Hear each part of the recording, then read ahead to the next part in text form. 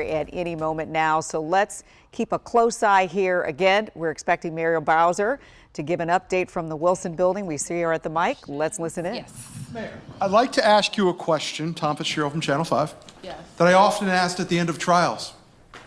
Okay. Do you feel you made your case? Yes. How so? I think, listen, we have a great project. We have the right partner. It's the right time. Everyone has been heard. Everyone's views have been reflected. And now it's time to vote. Mayor, Ben Peters, Washington Business Journal. So the team today came out with a pretty extensive list of concessions that they were willing to make for the members of council here. Do you see a scenario in which they budge further, or is this as far as the team's willing to go? I don't know. Well, I'm not exactly sure if I would call them concessions, but commitments. And I think what we heard from the members of the council, that there were some things they weren't sure about, or they weren't sure where they lived, and they wanted them reiterated. And I think other things weren't addressed and needed to be added. So I think that it is a pretty comprehensive list of, based on all of the questions that we got. But do you see them making any further changes beyond what they made today, or is this kind of the end of the line? This is Wednesday.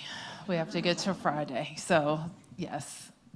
Mayor, Rafael Sanchez with the WCN9. Anything that was of the changes made by the council that right now stick out to you that maybe you don't agree with, or are you willing to just move forward with whatever they put forward, especially after hearing their input today? Well, I got the legislation while I was at the witness table, so I do want to go over it. I'd gone over, I think, what I thought were the major changes with the council and the team yesterday. But before I comment further, we really need to go over the legislation.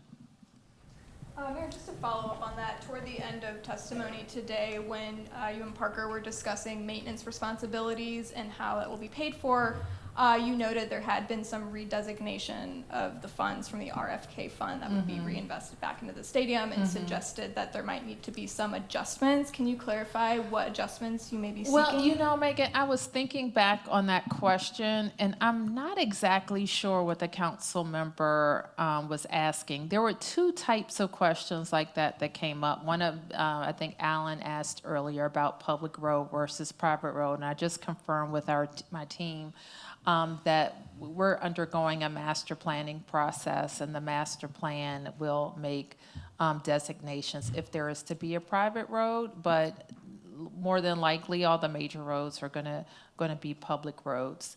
And when he was talking about maintenance of the mixed-use development, I was a little confused, because the way the mixed-use development will work is it will become privately developed, and that new owner is responsible for maintenance of their property. Eric Fisher, Front Office Sports. The nickname issue really wasn't part of these 2 days. Clearly, the principals here have moved on from that. What is the concern, though, that there may be federal interference even after you presumably get an outcome here that you're looking for? I don't think that we're spending any energy on that.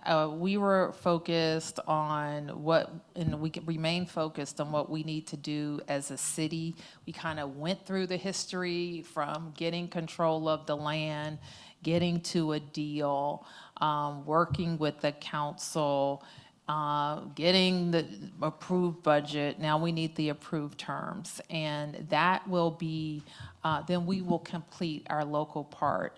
I think it's also important to note that everybody's kind of ready to go and waiting on the approval. So we're ready to hire some of the consultants that are going to represent us in kind of the project, the owner's side, and they are ready to hire people to get to work on concepts and designs and planning for the infrastructure work. So a lot of work can get started when this gets approved.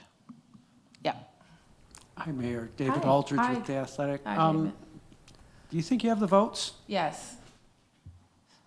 And even with all the back and forth and rancor of the session today, Do you think that anybody was swayed one Well, way I or the have a other? different tolerance, I guess, because we are very pleased with the with the session. we got some good questions out. The team got to answer them directly and publicly. We feel pretty good about it. Yes.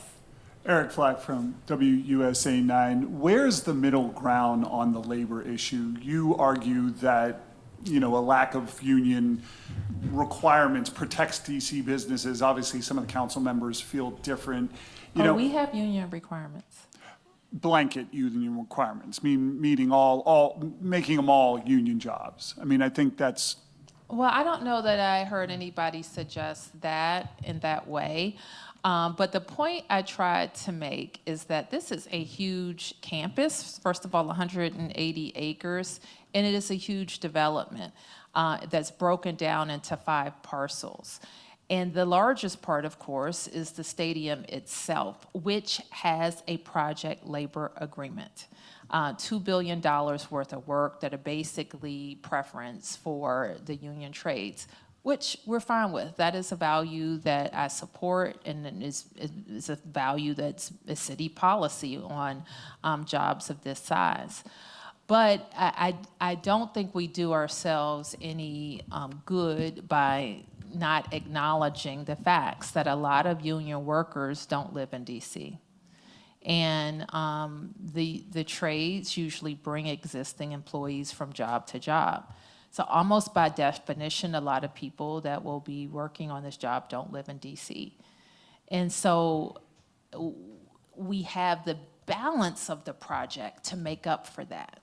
And so that's why I am concerned about saying the unions have to be preference on the $2 billion part and on everything else.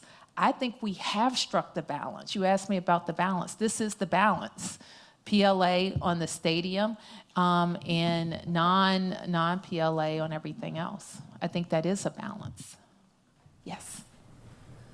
Thanks, Mayor. Jenny from the Washington Post. I just wanted to follow up on the PLI question because, yeah, you did raise this concern that with past projects like the Frederick Douglass Bridge you mentioned and a couple others, that the requirements for DC, for the percentage of DC residents working on the job had not been met. And I was wondering if you could explain more about the specifics of that, why you think that happened, and then how that could be avoided this time around. Well, that's the crux of the issue, right? So we would love to be able to say that we have union jobs and they're DC residents. That's the perfect scenario, and we all, I think, have worked over the years to make sure that there are apprenticeships, to make sure our residents go into those apprenticeships and that they become union members. But it hasn't lined up like that exactly. So then how do you avoid it this time? I think you avoid it this time by being honest about the reality and trying to create, not force that agreement that we're not sure that can be met with DC residents. And we're happy to, look, we'll talk about it. We'll talk to all sides to see if they have a different path to get to the majority DC resident. But, do you know how many times I go to job sites and somebody from Ward 8 will say, why isn't it somebody from Ward 8 on this job site? I don't see anybody from my neighborhood working here. Why do I see Pennsylvania and West Virginia tags at this job site? If I had $1 for every time somebody said that to me, I would be very wealthy. Am I making that up? It happens all the time. They say other stuff too that's not so nice. But that's what we're trying to address. And so if we go in and say, we know we're going to do our best to hire DC residents, but then they'll say, we can't find anybody. Or they don't know how to do it.